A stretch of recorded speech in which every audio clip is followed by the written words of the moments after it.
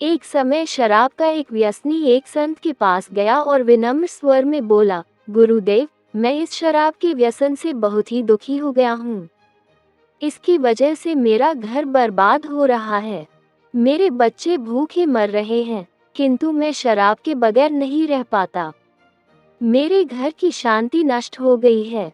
कृपया आप मुझे कोई सरल उपाय बताएं, जिससे मैं अपने घर की शांति फिर से पा सकूं।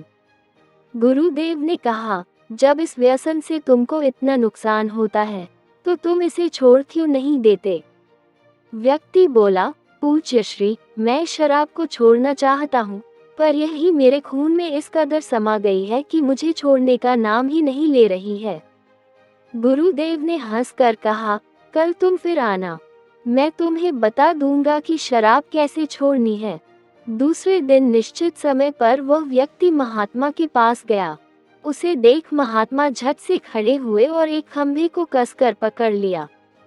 जब उस व्यक्ति ने महात्मा को इस दशा में देखा, तो कुछ समय तो वह मौन खड़ा रहा, पर जब काफी देर बाद भी महात्मा जी ने खंभे को नहीं छोड़ा, तो उससे रहा नहीं गया और पूछ बैठा कि गुरुदेव, आपने व्यर्थ इस खंभे को क्यों पकड़ रखा है? गुरुदेव बोले, वत्स, मैंने इस खंभे को नहीं पकड़ा है, ये खंभा मेरे शरीर को पकड़े हुए है। मैं चाहता हूँ कि यह मुझे छोड़ दे, किंतु ये तो मुझे छोड़ ही नहीं रहा है। उस व्यक्ति को अचंभा हुआ। वह बोला, गुरुदेव, मैं शराब जरूर पीता हूँ, मगर मूर्ख नहीं हूँ। आपने ही जानबूझकर इस खंभे को कसकर पकड़ रखा है। ये तो निर्जीव है, यह आपको क्या पकड़ेगी? यदि आप दृढ़ संकल्प कर लें, तो इसी वक्त इसको छोड़ सकते हैं।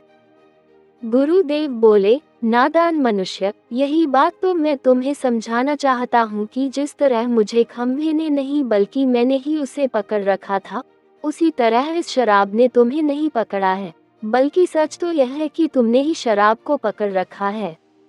तुम कह रहे थे कि यह शराब मुझे नहीं छोड़ रही है, जबकि सत्य यह है कि तुम अपने मन में ये दृढ़ निश्चय कर लो कि मुझे इस व्यसन का त्याग अभी कर देना है, तो इसी वक्त तुम्हारी शराब पीने की आदत छूट जाएगी।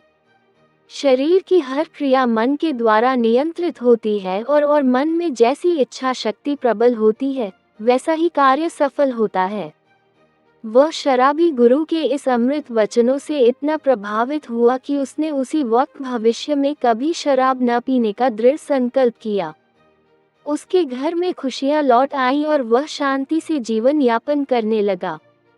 इस तरह हमें शिक्षा मिलती है कि जीवन में कोई भी व्यसन ऐसा नहीं है जिसे एक बार ग्रहण किए जाने के बाद छोड़ा ना जा सके। अगर मनुष्य चाहे तो बड़ी से बड़ी बुराई का त्याग कर सकता है।